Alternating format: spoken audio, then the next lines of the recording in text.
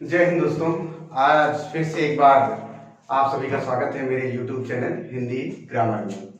सबसे पहले हम आपको संज्ञा के बारे में बता रहे हैं। जैसे पिछले दो वीडियो मैंने डाला है, संज्ञा क्या होती है और संज्ञा किसे कहते हैं, साथ ही साथ संज्ञा की पहचान के बारे में बताया आज। और इसके बाद मैंने व्यक्तिवाचक संज्ञा में बात की थी। व्यक्तिवाचक संज्ञा क्या होता है उसके बारे में बताया, बहुत सारे उदाहरण देकर, ट्रिक बताकर कैसे आप व्यक्तिवाचक संज्ञा को पहचानते हैं। आज उसी कड़ी को आगे बढ़ाते हुए हम चलते हैं, जातिवाचक संज्ञा के बारे में बात करेंगे। संज्ञा में किसकी?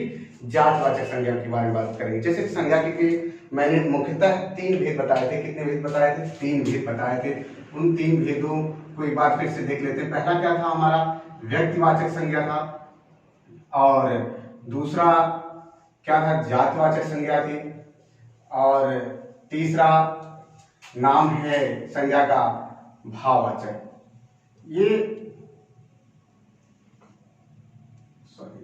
भाववाचक, ये 3 प्रकार की संज्ञा थी हमारे पास, जातिवाचक, व्यक्तिवाचक और भाववाचक। जब व्यक्तिवाचक की संज्ञा के बारे में हम लोग बातचीत कर चुके हैं, आज दूसरा पॉइंट है हमारा क्या? जातिवाचक। जातिवाचक के मैंने आपको 2 उपभेद भी बताए थे, और इन्हीं 2 उपभेदों को इसमें जातिवाचक में हम चर्चा करते हैं। वो 2 उपभेद क्या होते हैं? आप समुदाय वाचक संज्ञा के नाम से जानते हैं, और दूसरा आपका पदार्थवाचक संज्ञा के नाम से जानते हैं। तो मतलब 2 उपभेद हैं व्यक्तिवाचक के, समुदायवाचक और पदार्थवाचक।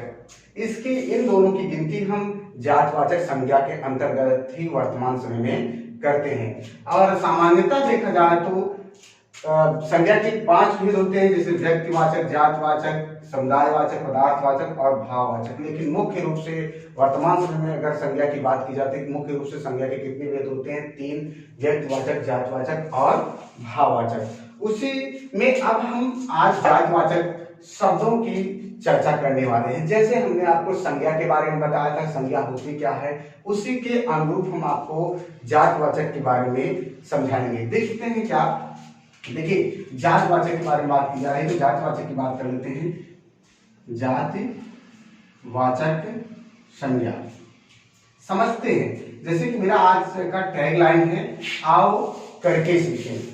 आओ करके सीखें मतलब हम आपको ऐसे बहुत सारे उदाहरण प्रस्तुत करेंगे जिनसे हम समझेंगे कि वाकई में जातिवाचक संज्ञा कैसे व्यक्तिवाचक संज्ञा से भिन्न है, कैसे अलग हो जाती है। उसको इसीलिए मैंने कहा आओ इसको करके सीखें। तो देखते हैं उदाहरण से। जैसे क्या होता है? संज्ञा की परिभाषा हम पढ़ते थे क्या? व्यक्तिवाचक, या व्यक्ति की बात करते थे संज्ञा के बारे में, व्यक्ति की। और दूसरा पॉइंट क्या पढ़ते थे हम? वस्तु की। क्या पढ़ते थे? वस्तु की। तीसरा पॉइंट हम पढ़ते थे उसमें स्थान की। किसकी? स्थान की। और चौथा पॉइंट मुख्य रूप से पढ़ते थे क्या? प्राणी की।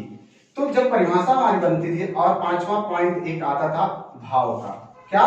भाव का मतलब किसी व्यक्ति, वस्तु, स्थान, प्राणी अथवा भाव के नाम को हम क्या कहते हैं? संज्ञा कहते हैं। तो ये हमारा अलग से संज्ञा के बारे में एक परिभाषा हमने आपको दिया था। और व्यक्तिवाचक संज्ञा के लिए मैंने क्या बताया था? किसी एक निश्चित व्यक्ति, वस्तु, स्थान, प्राणी के नाम को हम क्या कहते हैं? संज्ञा, व्यक्तिवाचक संज्ञा कहते हैं। आज उसी तरह हम इस जातिवाचक संज्ञा की परिभाषा हम जानेंगे। पहले परिभाषा से बहुत कुछ उसमें निकल कर आता है, तो देख लेते हैं कि इसकी परिभाषा क्या है। यहाँ पर परिभाषा में लिख दे रहा हूं, जिन संज्ञा शब्दों से क्या? जिन संज्ञा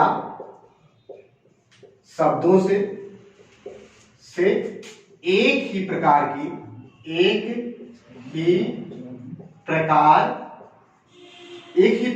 के क्या? व्यक्तियों का, एक ही प्रकार के व्यक्तियों का।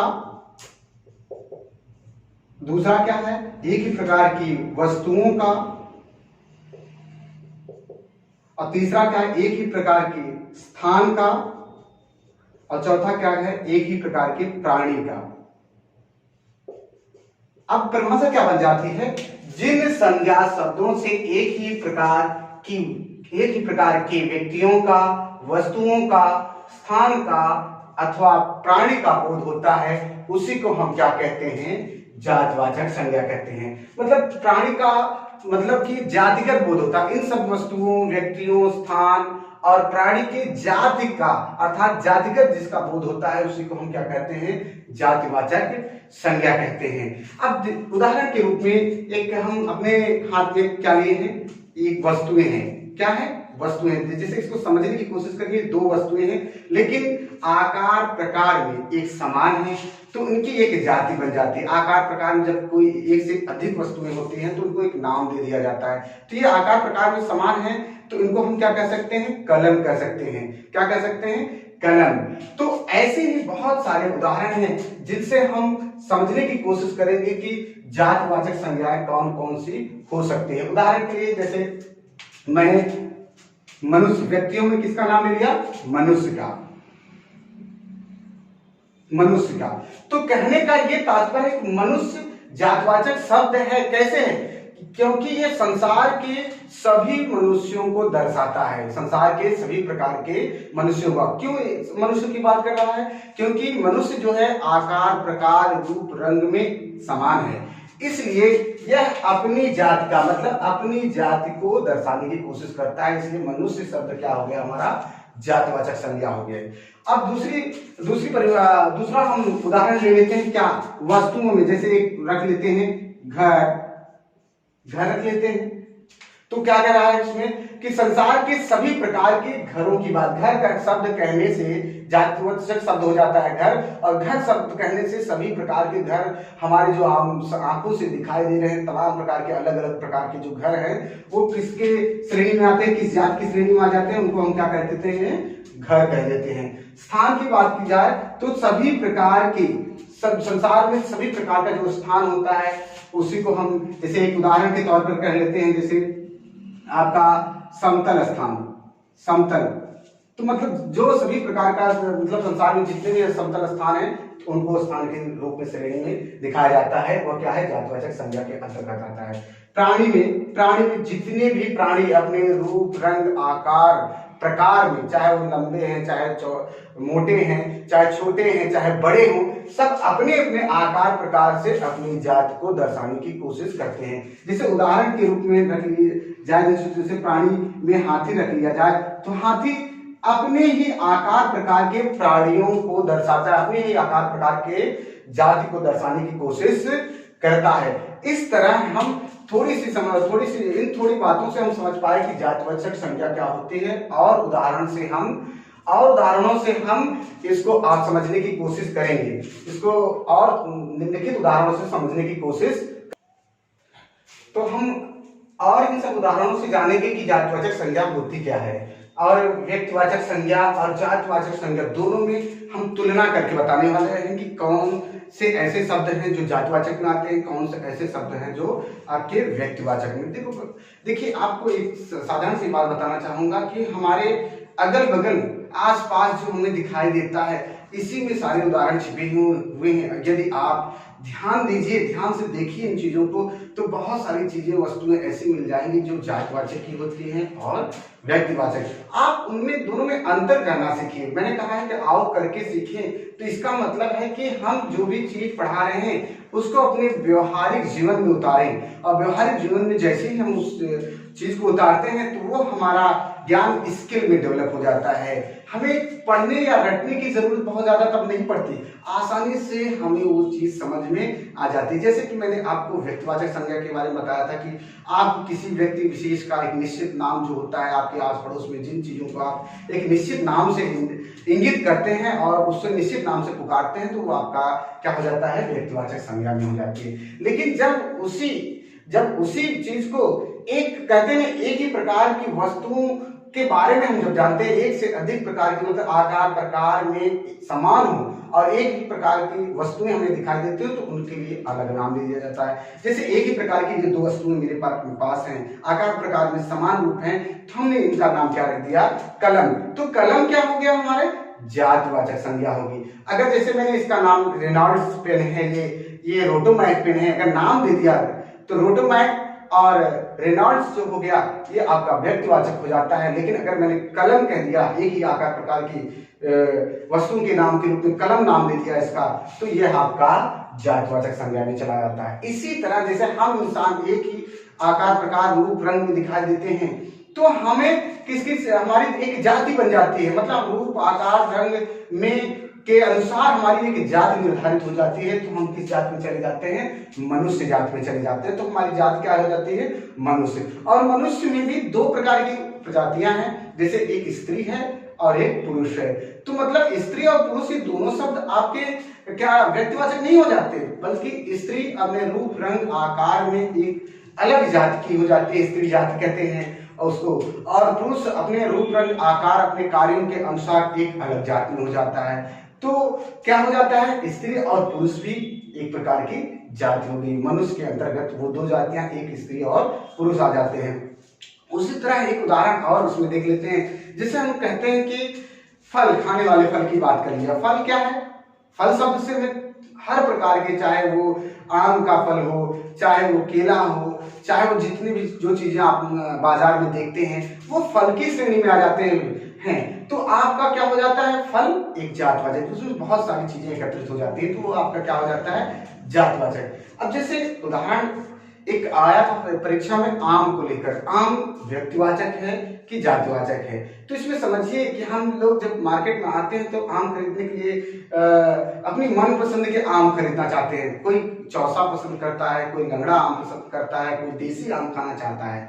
तो आम में भी अलग अलग प्रकार के नाम से जाने जाते हैं। तो मतलब जो चौसा हो गया, जो लंगड़ा आम हो गया, दशहरी आम हो गया, दशहरी, चौसा और लंगड़ा, ये सब क्या हो गया? तो व्यक्तिवाचक हो जाते हैं। और आम कहने से आपका क्या हो जाता है? जातिवाचक, मतलब आम की अपनी एक पर्सनल जाति होती है। इस तरह हमारे सामने बहुत सारे उदाहरण हैं जिनसे हम व्यक्तिवाचक और जातवाचक संज्ञाओं की पहचान कर सकते हैं। कुछ उदाहरणों को मैंने लिखा है इस टेबल में, जातवाचक संज्ञा की टेबल में, और इसी के अनुसार हम व्यक्तिवाचक संज्ञा को दर्शाएंगे। दोनों की तुलना करके समझाने की कोशिश की जा रही है कि आओ करके सीखे, जाने, रटना नहीं है, याद नहीं करना है, बल्कि समझना है। और समझदारी जैसे आपकी बढ़ जाएगी तो आप आसानी से व्यक्तिवाचक और जातवाचक संज्ञा को पहचान लेंगे।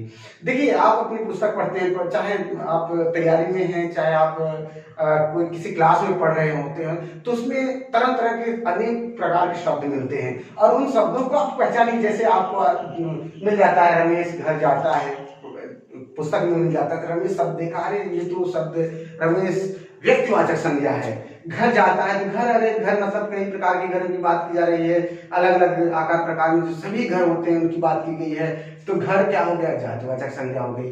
तो इस तरह हम अपनी पुस्तक में भी आसानी से पढ़कर, अगर हम जो कॉन्सेप्ट क्लियर कर रहे हैं इसको समझिए और पुस्तक में को पढ़िए, पुस्तक में लिखिए, शब्दों की जांच पड़ताल करिए और उसमें अलग अलग जातवाचक और व्यक्तिवाचक संज्ञाओं को पहचानिए। आपको थोड़े से काम में, आप अपनी पुस्तक ही पढ़ रहे हैं, चाहे जीएस की पुस्तक पढ़ रहे हैं, चाहे किसी प्रकार की पुस्तक पढ़ रहे हैं, तो आपको आसानी से संज्ञा शब्दों की पहचान करना आ जाए, कहीं जाने की जरूरत नहीं। अब देख लेते हैं उदाहरण से व्यक्ति मतलब देख लेते हैं, ये सारे व्यक्ति हैं तो ये आपके क्या हो सकते हैं? जैसे अलग अलग नाम से व्यक्तियों में मनुष्य जाति होती है। क्या जाति होती है? मनुष्य। अब मनुष्य में कौन कौन आते हैं भाई? जैसे नाम के रूप में व्यक्तिवाचक संज्ञा के रूप में उनको कैसे जाना जाता है? रमेश, निशा, ऐसे करके। तो रमेश और निशा क्या है? ये व्यक्तिवाचक संज्ञा है, लेकिन एक ही आकार प्रकार के रमेश जैसे बहुत सारे लोग हैं, एक ही आकार प्रकार के निशा जैसे बहुत सारे लोग हैं, ये किस श्रेणी में चले जाते हैं? मनुष्य श्रेणी में। मनुष्य का भी दो भेद होते हैं, मनुष्य जाति की भी दो प्रजातियां होती हैं। पहला आपका जैसे पुरुष हो गया और दूसरा आपका क्या हो गया? स्त्री जाति। पुरुष जाति और स्त्री जाति। पुरुष जाति में रमेश के आकार प्रकार के बहुत संसार के सभी पुरुषों की बात की जाती है, तो वह क्या हो जाता है? आपके पुरुष जाति में चला जाता है। निशा के रूप आकार रंग के अनुसार बहुत सारी स्त्रियों का बोध हो जाता है, तो वह हमारा किस में चला जाता है? स्त्री जाति। मतलब निशा की जातवाचक संज्ञा क्या हो गई? स्त्री, और रमेश जातवाचक संज्ञा क्या हो गई? पुरुष। इस तरह हम समझते हैं इसको। आगे हम कुछ उदाहरण और देख लेते हैं, कुछ उदाहरणों से और समझते हैं कि क्या है। जैसे दिशा की बात की जाए, दिशा हमारा एक दिशा की बात की जा रही नहीं, एक ही प्रकार की कई दिशाओं की बात की जा रही है। जैसे आप लोग दिशा जातवाचक संज्ञा है, लेकिन इसकी व्यक्तिवाचक संज्ञा बनानी है तो कैसे? आप लिखते हैं ना उत्तर, दक्षिण, पूरब, पश्चिम। तो ये आपके क्या हो गया, ये पूरब, पश्चिम, उत्तर, दक्षिण क्या हो गया आपका व्यक्तिवाचक संज्ञा। लेकिन एक ही प्रकार की बात अगर की जा रही है तो ये किस में चला जाएगा, आपकी जात में क्या हो जाएंगे, ये जातवाचक। दिशा शब्द क्या हो जाएगा, जातवाचक संज्ञा। अब देश, देश शब्द आता है तो क्या एक पर्टिकुलर नाम है, नहीं, संसार के सभी देशों की बात की जा रही है। जैसे भारत, चीन, ये सब क्या है, अलग अलग नाम है, निश्चित नाम है, तो ये व्यक्तिवाचक हो जाएंगे। लेकिन ऐसे जो जितने भी देश हैं, आपके जितने भी देश आएंगे तो किसकी श्रेणी में जाएंगे, देश, मतलब ये जातवाचक संज्ञा कहलाने लगी है आपकी। सागर में सागर आपकी जातवाचक संज्ञा है, लेकिन अगर व्यक्तिवाचक के रूप में इसको देख ले तो बहुत सारे उदाहरण मिल जाते हैं आपका। जैसे प्रशांत सागर है ना, और जैसे हिंद महासागर, तो मतलब ये आपकी व्यक्तिवाचक संज्ञा हो जाती है। लेकिन सागर शब्द आपका जातवाचक हो जाता है। नदी नाम ले लेते हैं तो एक ही प्रकार की जब जलबहाव होता है उसे नदी कहते हैं। और अगर व्यक्तिवाचक संज्ञा में इसका रूप देखने को मिलता है तो क्या मिलता है, गंगा, यमुना इत्यादि, ये क्या हो गए व्यक्तिवाचक। लेकिन अगर इन सब का समूह, इन सब का आकार प्रकार एक ही प्रकार का है तो उसे हम क्या कहेंगे, नदी कहेंगे। पर्वत अगर कह दिया तो जातवाचक संज्ञा, लेकिन अगर हिमालय कह दिया तो क्या हो जाएगा, हिमालय कह दिया तो क्या हो जाएगा आपका व्यक्तिवाचक। अगर मैंने नगर कह दिया तो जातवाचक, अगर मैंने कह दिया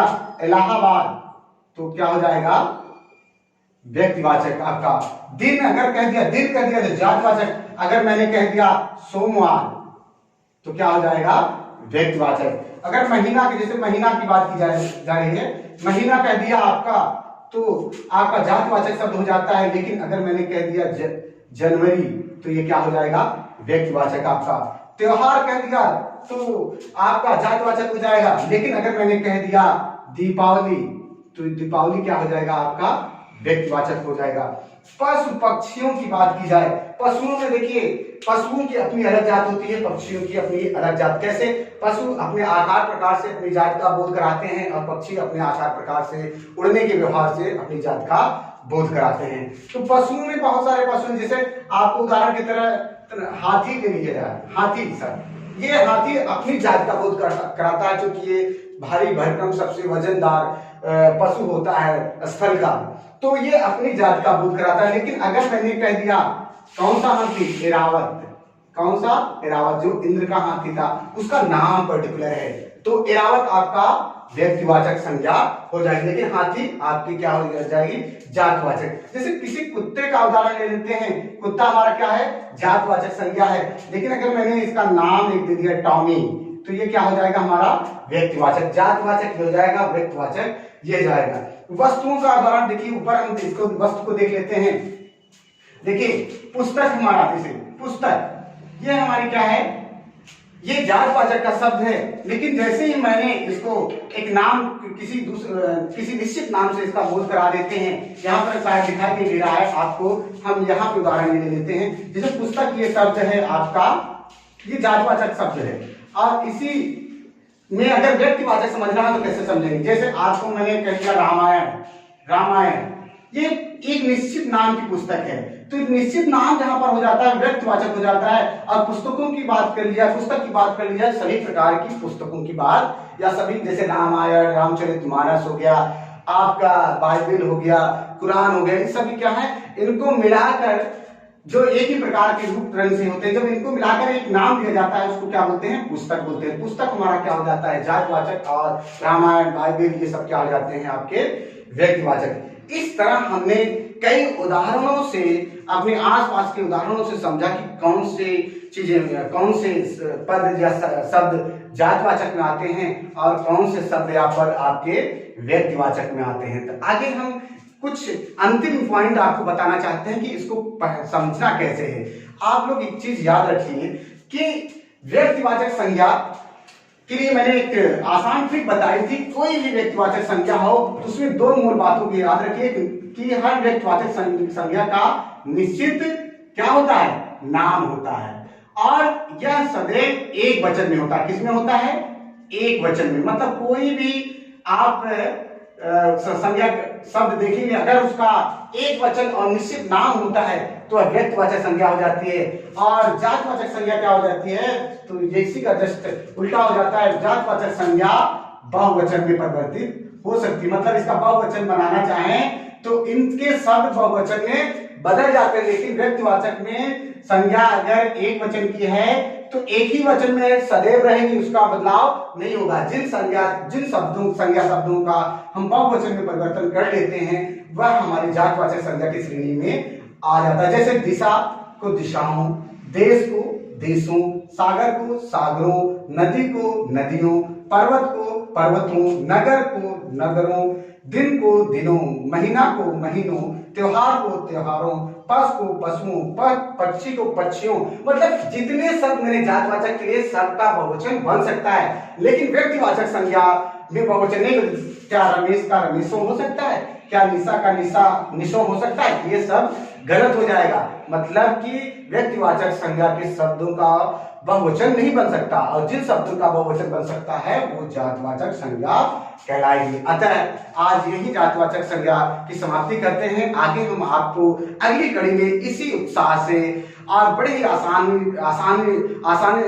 पूर्वक आपको बताने की कोशिश करेंगे कि समुदायवाचक क्या होता है, पदार्थवाचक क्या होता है और भाववाचक क्या होता है। धन्यवाद, थैंक यू।